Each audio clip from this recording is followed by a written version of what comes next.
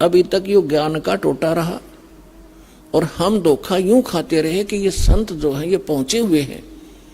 बता, इन सतपाल जी महाराज और ये बाल योगेश्वर जैसे, इन्हें कक्का नहीं पता भक्ति मार्ग का। ये सासाराम महाराज जैसे और करोड़ों को डुबो के और ये अपना जीवन नाश करके चले जाएंगे। अब ये अब परमात्मा कहते हैं गुरुआ गाम बिगाड़े संतो गुरुआ गाम बिगाड़े, ऐसे कर्म जीव कला दिए ईव जड़े ना जाड़े। ऐसे उठ जाते हैं, न समझाओ तो उल्टे पड़े, नो कहो वाह भाई वाह निंदा करता रामपाल तो। अरे भले आदमी हो, इसे बड़े बड़े माइक लाकर टेलीविजन पर मैंने निंदा करने में टाइम पाया। ऐसा मूर्ख हूं मैं कि मैं निंदा करूं, अपने कर्म बिगाड़ू। परमात्मा कहते हैं तिनका कबू ना नींद दिए, जो पाया तले हो और कभी उड़ आखन पड़े पीर खडेरी हो। हम तो तिनके की निंदा नहीं कर सकते, इतना पाप लगे हमारे को। लेकिन जो परमात्मा ने डंडोरा पीटा था, सच्चाई कहा था ढोल के डंके पे, आज सेवादास को मिली है और आखिरी सांस तक निभाऊंगा, चाहे सांस तड़के निकल जाओ।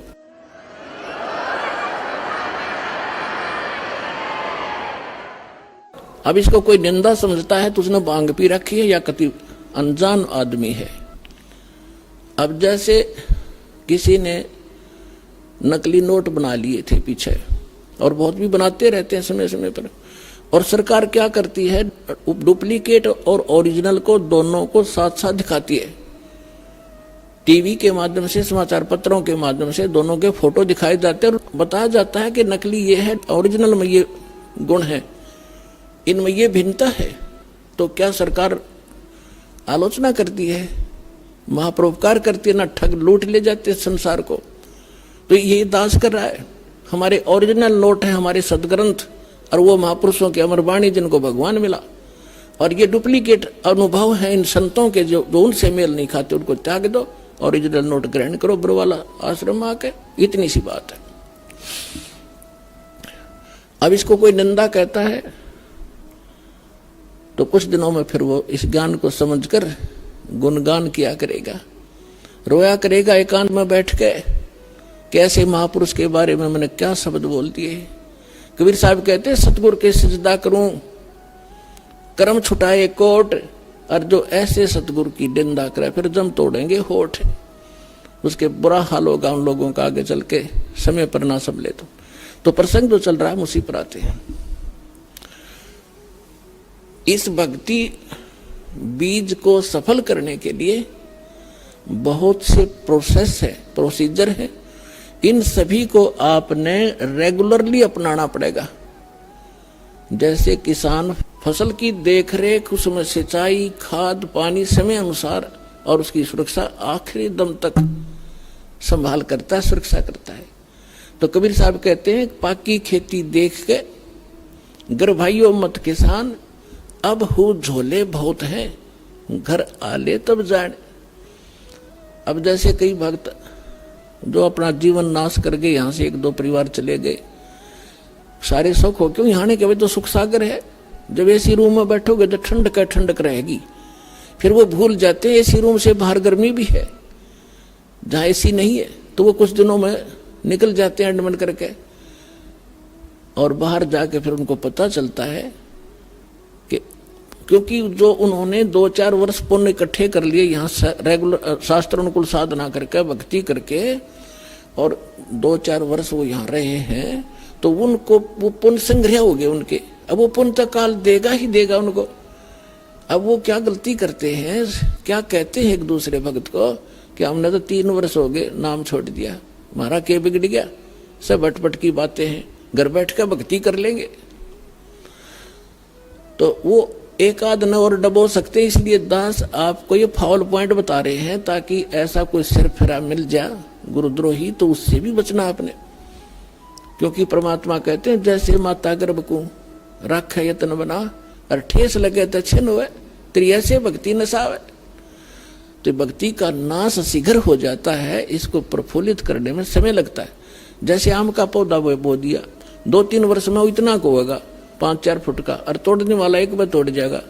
अब उसको इतना बनाने में तो 3 वर्ष लग गए, और तोड़ने वाले ने 1 मिनट में कर दिया काम, नाश हो गया।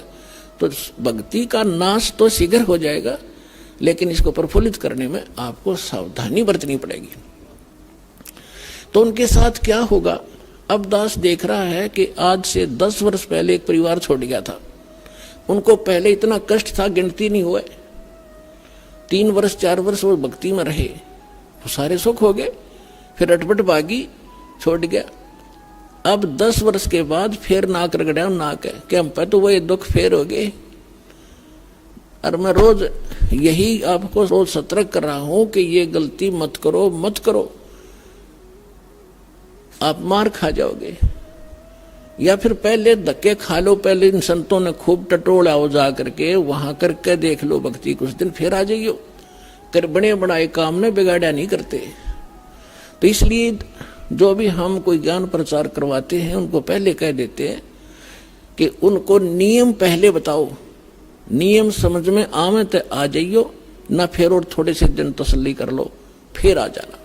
प्रथम नियम है, बाद में भक्ति, और फिर ना सफलता हो तो हमें बताइयो। तो हम मार खाते अपनी गलती से। सतगुरु के दरबार में कमी कहेगी ना, अनसा मौज नहीं पावता तेरी चूक चाकरी मां। परमेश्वर कबीर जी की डिक्शनरी में इम्पॉसिबल वर्ड नहीं है। हम उससे लाभ नहीं प्राप्त कर पा रहे हैं तो कहते हैं आपकी कोई चूक चाकरी में। अब जैसे एक 3 फेज की लाइन से 10 घरों को कनेक्शन मिला हुआ है और अन्य के पंखे भी चल रहे हैं, ट्यूब भी जल रही है और उसका कुछ नहीं चल रहा, और कनेक्शन एक स्थान से है। आप कंप्लेन करोगे बिजली विभाग में तो वो मीटर तक चेक करेंगे, वो कहेंगे यहां तक लाइट है, आगे अपने पंखे कूलर तुम देखो आगे क्या डिफेक्ट है। तो इसी प्रकार पुण्यात्मा, जो आप में अपनी त्रुटि के कारण परमात्मा की पावर आगे प्रवेश नहीं करके कोई काम नहीं कर पा रही है, तो आप अपना कोई त्रुटि देखो, पुनर्उपदेश लो, रिकनेक्शन करवाओ, रीसेटिंग करवाओ। लेकिन बार बार नामखंड करने से फिर परमात्मा अक्षुब्ध हो जाएंगे। ठीक है, हम ऐसे समाज में आप रह रहे हो अभी तो, जिसमें एक भक्त नाम लेके जाता है और घर वाले सारे विरोधी होते हैं, तो मालिक को पता है कि बच्चे को मजबूर भी कर सकते हैं, थोड़ी बहुत दिन ये संघर्ष करने में पक्का होगा, तब तक उसको नामखंड हो जाता है। तो ऑप्शन बनाया है कि उसको अपना दोबारा उपदेश ले, रीउपदेश ले, उसको रिकनेक्ट करवावे और फिर मालिक साथ देगा, दृढ़ हो।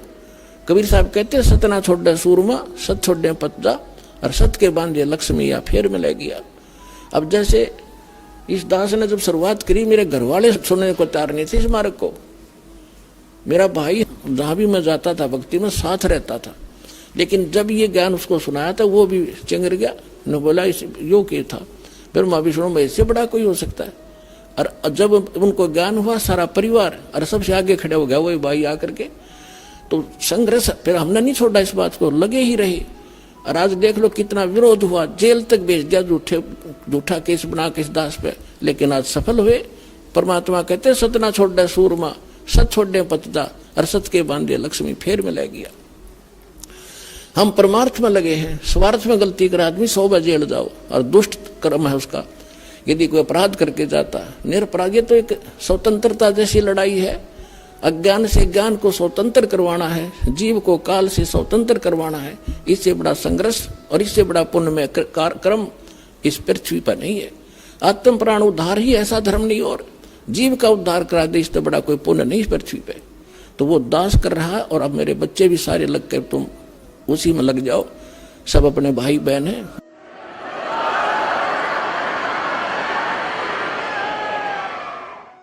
सबको सुख होगा, सभी दुखी हैं, सबको भगवान की चाह है, लेकिन ये काल के 2-3 घेरे बैठे हैं। अज्ञानी बना के आप उनको विद्वान बनाओ, साथ में उन कैसेट सुनाओ, पुस्तकें भेजो उनके पास जैसे तैसे करके। और जब उनको ज्ञान होगा, जब कोई ना रहे वहां पर, अब दौड़े दौड़े आ रहे हैं भगत सारे, छोटे छोटे का नकलियों को रो रहे हैं अपने कर्मों को। 20 वर्ष खो दिया, 10 वर्ष खो दिए, 13 वर्ष नाश कर दिया अपने जीवन का, केवल दुख इकट्ठे हो गए। कोई बात नहीं, अब आपको भगवान मिल जाएंगे, आपके सुख भी होंगे और आपका मोक्ष भी होगा। अब जो प्रसंग चल रहा है कि इस भक्ति रूपी बीज को और इस फसल को वही परिपूर्ण करेगा जो इसके बारे में पूर्ण ज्ञान हो जाएगा जिसको। जैसे किसान खेती बोता है, हमारे हरियाणा क्षेत्र में नहर से सिंचाई की जाती है और गेहूं का फसल जो है सर्दियों में ही परिपक्व होती है। दिसंबर जनवरी के महीने में यहाँ इतनी भयंकर गर्म सर्दी पड़ती है, शीत लहर चलती है, हम अपने कमरे कक्ष बंद करके रजाई ओढ़ के कंबल जोड़ते हैं या कोई हीटर वगैरह लगा के अपने को ताप प्राप्त कराते। और उस समय उस किसान का खेतों में पानी लगाने का नहर का समय होता है। अब उस सर्दी को देखे कोई बाहर ना निकले, पड़ोस के दूसरे घर में भी जाना हो तो इन्हों सोचा सुबह जाऊंगा, अब तो बहुत ठंड है बाहर, आलस कर जाएगा। लेकिन वो किसान आलस नहीं करता। इतनी काली पीली रात होती है, ऊपर से सर्दी गिर रही होती है, भयंकर तेज हवा चल रही होती है और वो खेत में पहुंच जाता कस्सी लेकर, और जो कंबल वगैरह छोटा मोटा ले रखा उसको भी रख देता है एक तरफ। उस समय जब वो पानी लगाने लगता है और घुटनों पानी में खड़ा हो जाता है और ऊपर से शीत लहर चल रही होती है, तो वो अपने उस मार्ग का, उस फसल को परिपक्व करने का पूर्ण मास्टर है। उसको ये मालूम है जब मैं आज आलस कर गया और सर्दी से डर के कमरे में बैठा रहा, पानी का समय निकल जाएगा, मेरी फसल सूख जाएगी, मेरे बच्चे भूखे मरेंगे और मैं निर्धन हो जाऊंगा।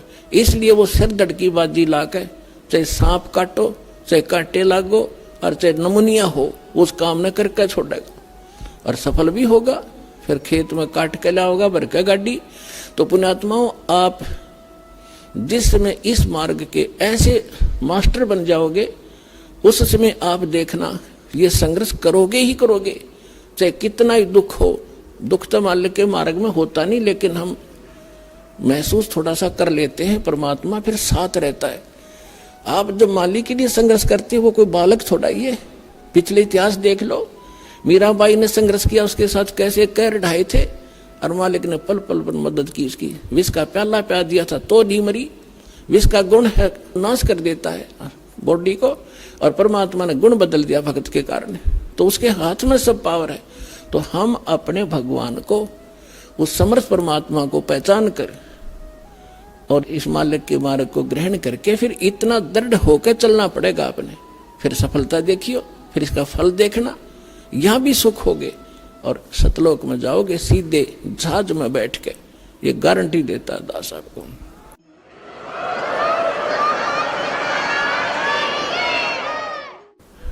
अब इसको सफल करने का तरीका, एक यज्ञ है धर्म की, दूजी यज्ञ है ध्यान, तीजी यज्ञ हवन की और चौथी यज्ञ परिणाम। यज्ञ पांचवी ज्ञान है। ये पांचों यज्ञ आपसे यहां कराई जाती है। आप घर पे तो करते ही करते हो, लेकिन यहाँ एक विशेष डोज दी जाती है। जैसे हम ज्यादा सीरियस हो जाता है रोगी, तो डॉक्टर सबसे पहले जाते ही उसको ग्लूकोज वगैरह, ऑक्सीजन वगैरह लगाता है, एडमिट करता है कुछ समय के लिए। अब जो दास बता रहा था कि जो खेत में बीज बो दिया, बीज तो समझो ये मंत्र है, प्रथम, सेकंड और थर्ड, तीसरा सार नाम, और ये खाद और पानी है, ये पांचों यज्ञ। तो बुद्धिमान को संकेत बतेरा होता है कि किसान को मालूम है बीज बोंड देने तो काम नहीं चलेगा, उसमें खाद भी डालना पड़ेगा। यदि आपके पास पैसा नहीं है ना किसान के पास, तो किसी तो उधारे लेगा या कितना ब्याज पे लेगा और उस खेत में खाद पानी प्रॉपर डालेगा। उसको मालूम है कि भी फ्री फल गया तो आप पर कर्ज उतर जाएगा। तो इसी तरह आप जी ने इस भक्ति रूपी फसल को परिपक्व करने के लिए ये करना पड़ेगा दान धर्म। एक यज्ञ है धर्म की। अब धर्म, जैसे आप यहाँ आते हो, यहाँ कोई रोटी खाने नहीं आता, कोई यहाँ परमात्मा के लिए आते हैं। अपने संकट के निवारण के लिए आते हैं, अपनी आत्मा के कल्याण के लिए आते हैं। तो यहां वो भक्त आते हैं। कौन भक्त? जो परमात्मा के घने लाडले